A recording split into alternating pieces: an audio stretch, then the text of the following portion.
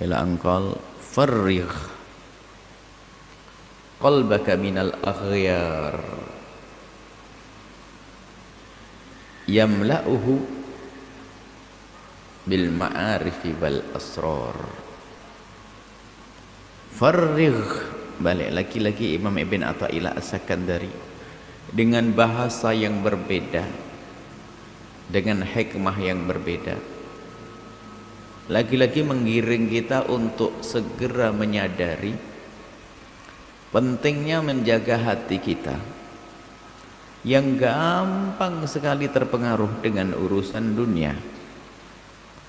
Catatan penting yang selalu kami hadirkan, bukan umat Islam tidak boleh kaya, bukan kita tidak boleh memiliki dunia,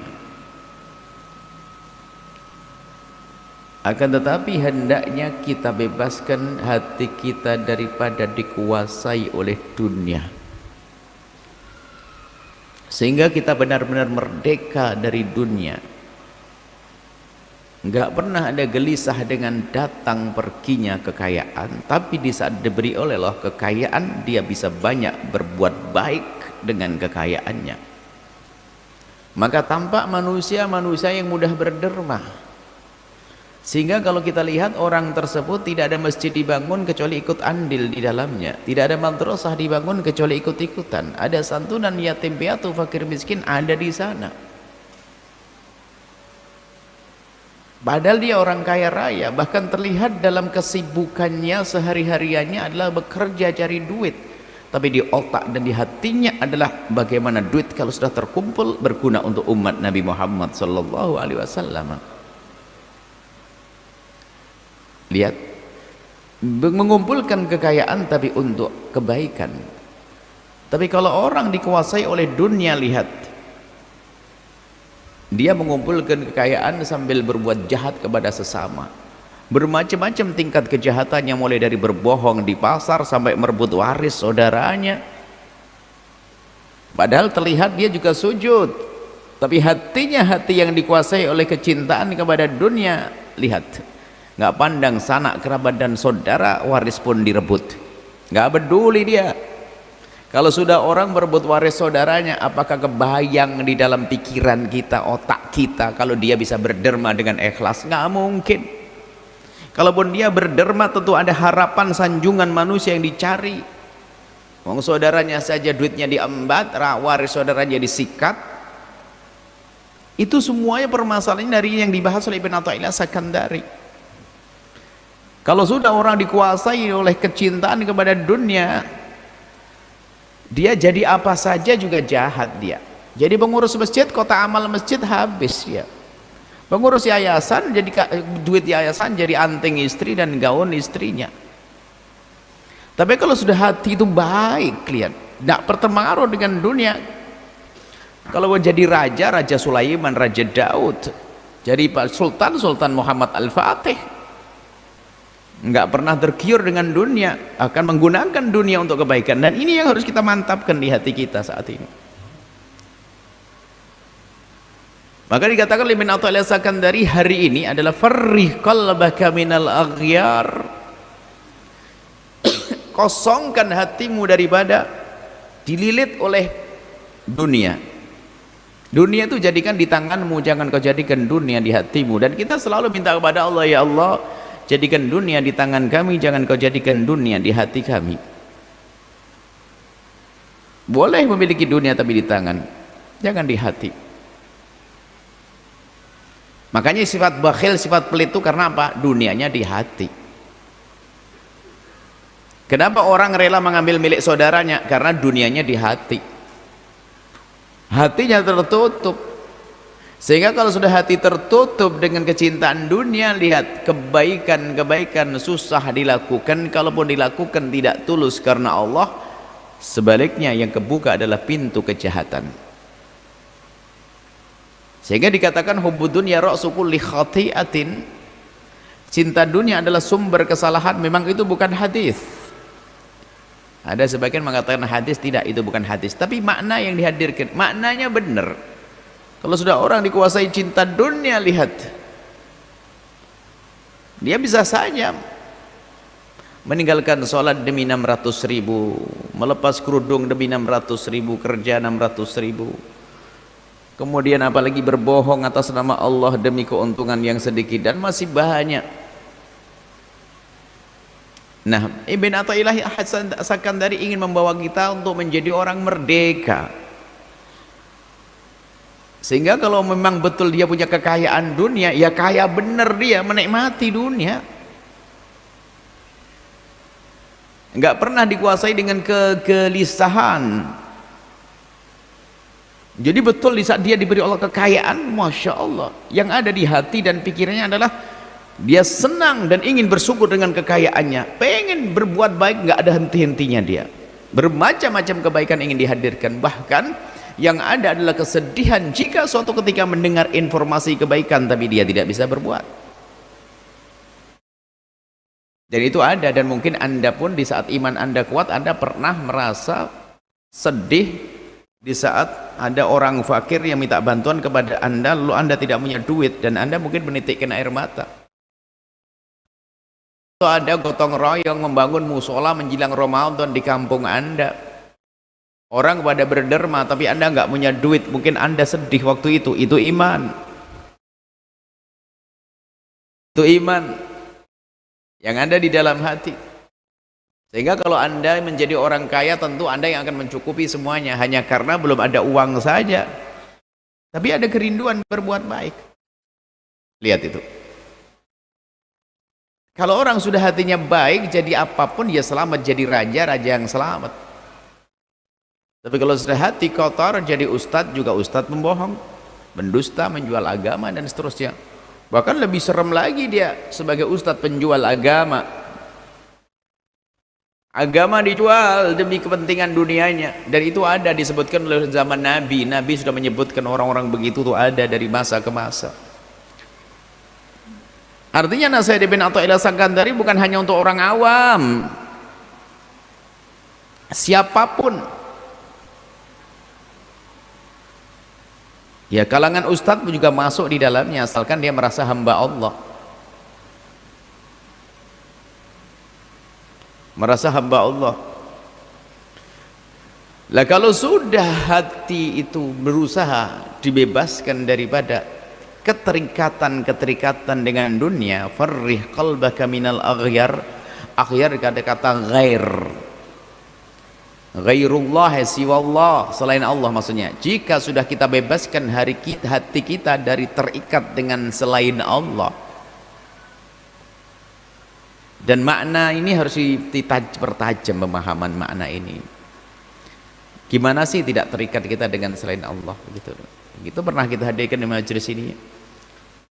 Bagaimana kalau saya punya kekayaan lalu bisa disebut saya itu tidak mencintai dunia, tapi kan saya menjaga dunia. Untuk mengukur bahwasanya kita cinta dunia atau tidak itu di saat dihadapkan dengan keinginan hawa nafsu kita dan keinginan Allah, bukan masalah duit terkumpul atau tidak terkumpul. Akan tapi di saat dihadapkan dengan keinginan hawa nafsu kita dan keinginan Allah, pasti kita mendahulukan keinginan Allah. Aku senang harta ini terkumpul di rekening saya, tapi ini Allah menyeru, itu ada fakir miskin, itu ada orang perlu dibantu, aku keluarkan.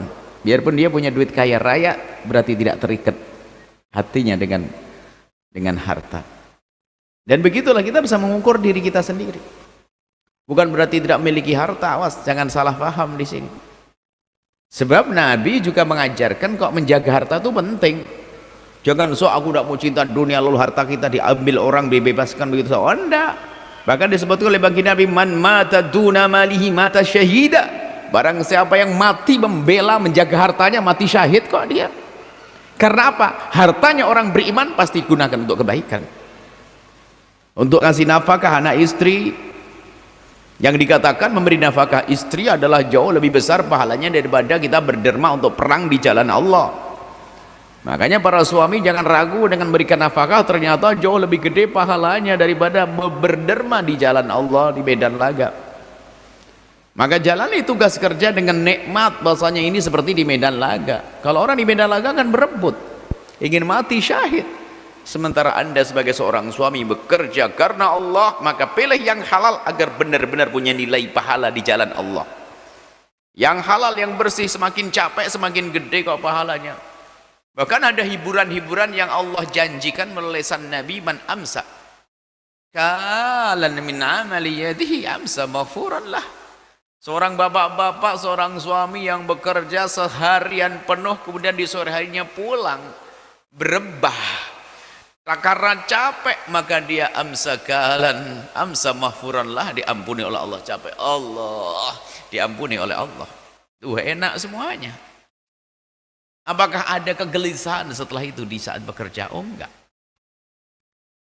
Tapi ya itu, makanya tanda kalau dia itu tidak cinta dunia, maka kerjanya pun mikir halal haramnya. Nah, kalau alasannya memberi nafkah istri untuk membangun masjid tapi enggak peduli halal haram, tidak, dia bukan karena Allah. Pasti bukan karena Allah. Karena innallaha thayyibun la yaqbalu illa thayyibaha. Allah maha bagus, tidak akan menerima derma dari hambanya kecuali dari yang bagus. Kalau ada orang berbuat baik dengan ketidakbaikan, gak akan sampai kepada tujuan. Seperti orang mau wudhu bagus tapi wudhu dengan air kencing, mana mungkin bisa suci? Maka kalau ingin berbuat baik, pastikan harta yang akan Anda dermakan harta bersih. Itulah makna membersihkan hati kita dari keterikatan dengan dunia, itu modelnya begitu. Jangan yang fokus urusan hati gini, enggak bisa. Praktekkan bahasanya saya itu mengejar dunia karena Allah. Sehingga kalau ini pekerjaan haram ya nggak akan saya ambil dong. Ini yang ngotori hati saya, yang haram kok saya paksain. No, enggak. Kemudian diuji di saat kurang. Ya Allah, ini halal tapi sedikit gajinya. Oh ya, lebih penting daripada haram, lebih banyak. Enggak. Maka dia akan memilih karena mementingkan Allah daripada hawa nafsunya. Ini perlu dalam proses perjalanan hidup kita, terus kita timbang-timbang. Tidak usah melihat orang lain. Kita punya kisah hidup sendiri. Lihat diri kita, langkah kita, perjalanan kita, kehidupan kita, kerjaan kita. Allah Maha Kasih. Kalaupun ternyata Anda mentok, Anda terbenturkan dalam keadaan yang sangat pahit dan terpuruk bagi Anda, jelek banget yang aku lakukan, betul nih, kerjaanku haram bener nih, oh bagus. Ternyata Allah sudah membenturkan Anda kepada kesadaran bahwa kerjaan Anda adalah buruk. Berarti Allah sayang, Anda diberi kesadaran. Tinggal Anda minta kepada Allah saja, ya Allah entaskan aku dari kubang kehinaan. Bukankah Allah Maha Kasih? Yang nggak akan ditolong oleh Allah itu siapa? Yang sombong. Yang sombong dengan ketidakbaikan, nggak mau menginsafi. Kalau Anda melakukan kesalahan, katakan salah di hadapan Allah. Allah tahu kok. Tinggal ngadu aja, ya Allah aku sekarang dalam kubang kehinaan, maka entaskan kami ya Allah. Terus panjatkan setiap hari, setiap hari, setiap hari. Nggak akan dibiarkan Anda oleh Allah. Allah sudah berjanji. Bahkan mungkin hari ini ada yang mungkin yang kerjaannya full haram. Full haram. Mabuk iya, judi iya, semuanya iya. Tapi dia menyadari kalau itu salah. Dan dia memaksakan diri untuk mengadu kepada Allah. Mengambil air wudhu, ya Allah entaskan aku dari kehinaan ini ya Allah. Aku biasa judi ya Allah, aku ingin meninggalkan judi. Terus dia ngadu setiap. Aku biasa mabuk, tinggalkan ya Allah. Aku biasa zina, aku ingin meninggalkan ya Allah. Terus dia ngadu kepada Allah, kepada Allah, kepada Allah. Lihat, dia akan menemukan suatu ketika Allah entaskan dari kehinaan itu.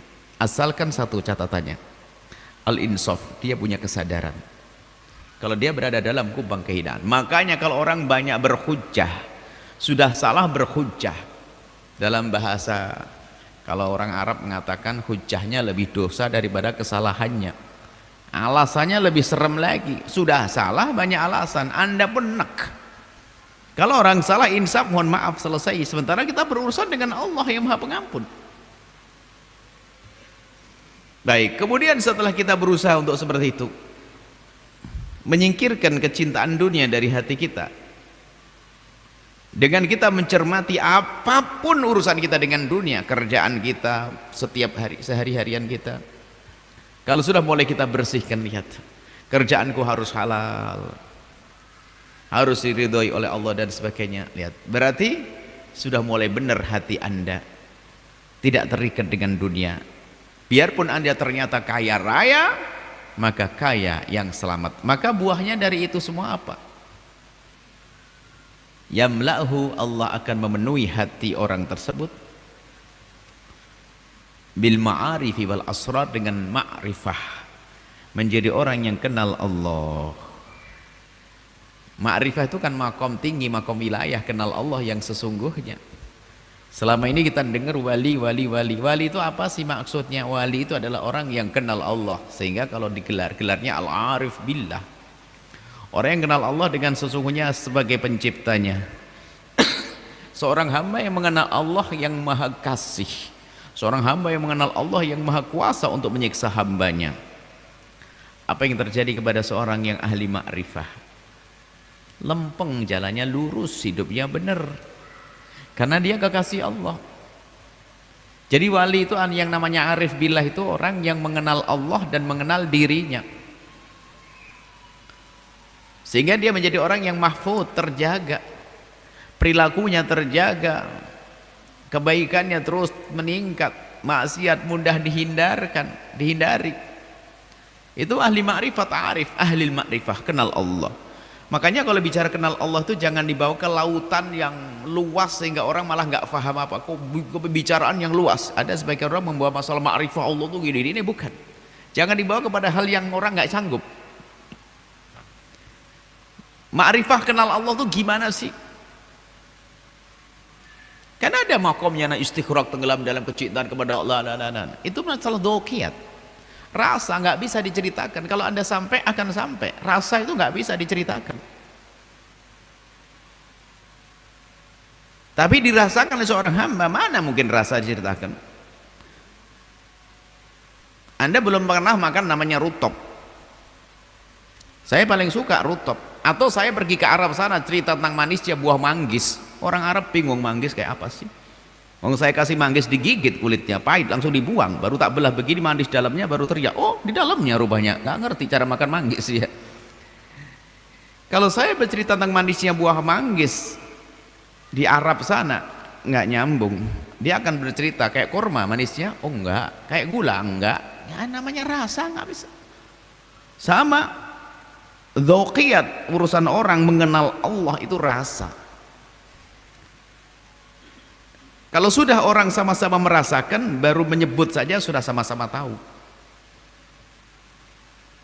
Orang yang sudah dewasa mengerti hubungan suami istri, berbicara tentang indahnya suami istri yang sudah berhubungan, yang nggak pernah juga nggak tahu, anak kecil nggak paham. Seperti itu ibaratnya. Nggak usah diceritakan macam-macam. Nanti kalau sudah menikah dia tahu sendiri. Begitu indah. Nah, bicara tentang kenal Allah, makrifat kepada Allah itu hendaknya kita bawa kepada sesuatu yang mungkin sarana menuju kepada dzuk, rasa tadi, tanda-tanda rasa. Kalau rasa nggak bisa, ya tanda-tandanya itu saja, gemar di saat mendengar seruan adzan dikumandangkan langsung sholat, sedekah, ini jauh maksiat. Lah itu saja yang harus kita suruh lihat, tanda-tanda pada diri kita. Masa bantu saudara nggak mau, seneng sedekah kepada orang jauh di sana, pasti hawa nafsu nih. Bibinya sendiri sakit nggak peduli, nyumbang al-bahjah. Jangan-jangan Anda ini niatnya nggak bener. Saudara dulu dong bantu pondok, ntar dulu. Nah ini hawa nafsu kan, mau diingatkan juga. Nggak ada orang begini barangkali. Oh sedekah ke pondok paling seneng, bibinya sakit nggak peduli dia. Bibimu lebih utama untuk diperhatikan. Nah itulah hawa nafsu kayak gini-gini nih. Semoga Allah ngasih hidayah.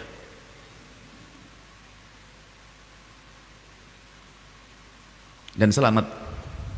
Tidak selamat siang. Baik. Seperti itu.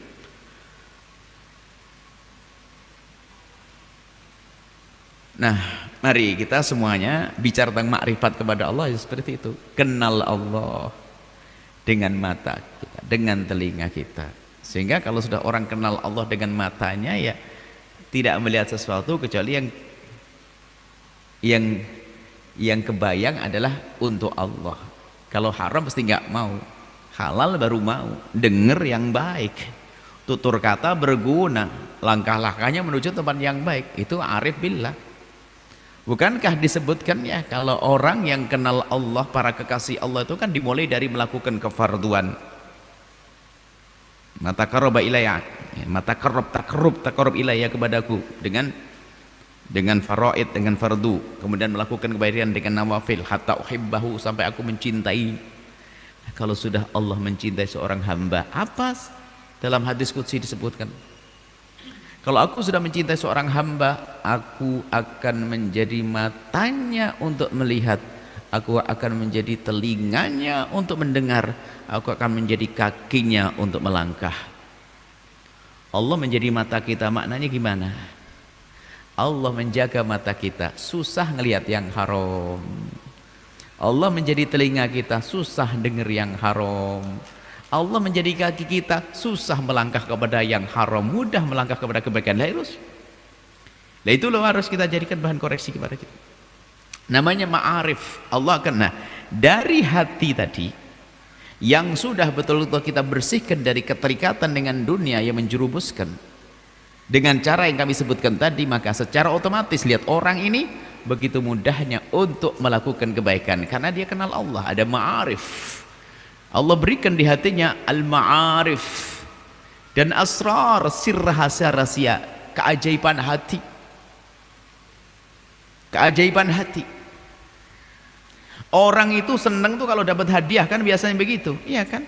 Tapi ini sudah pangkatnya tinggi, waktu dia bisa bersedekah berapa miliar, senang dia. Loh kan, keajaiban hati. Aneh, wong duitnya hilang senang. Ini gimana kisahnya?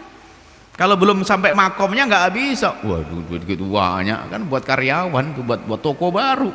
Tapi kenyataannya ada orang melakukan kebaikan, dia senang karena sudah ada sir dalam hati, ada asrar.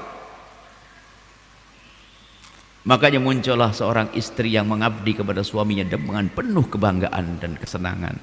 Seorang suami bekerja untuk istrinya dengan senang, nggak ada beban, nggak ada berangkat capek, cari nafkah, nggak ada.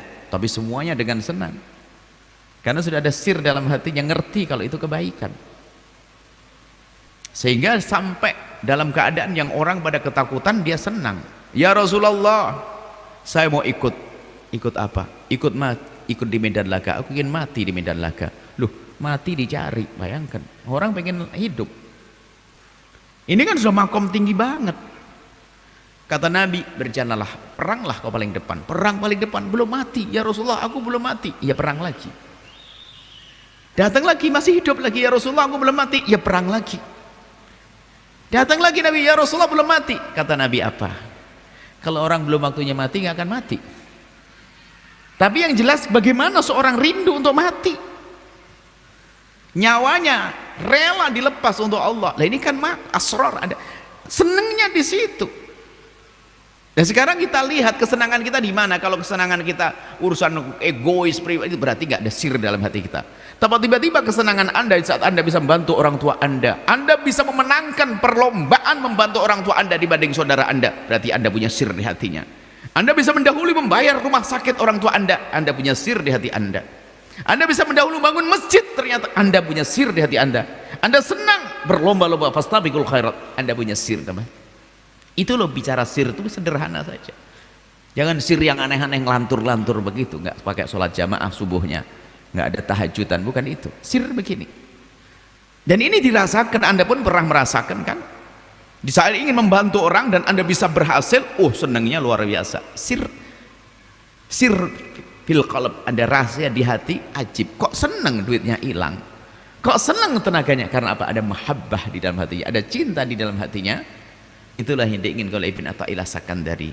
Dan orang akan sampai di situ, gimana catatannya?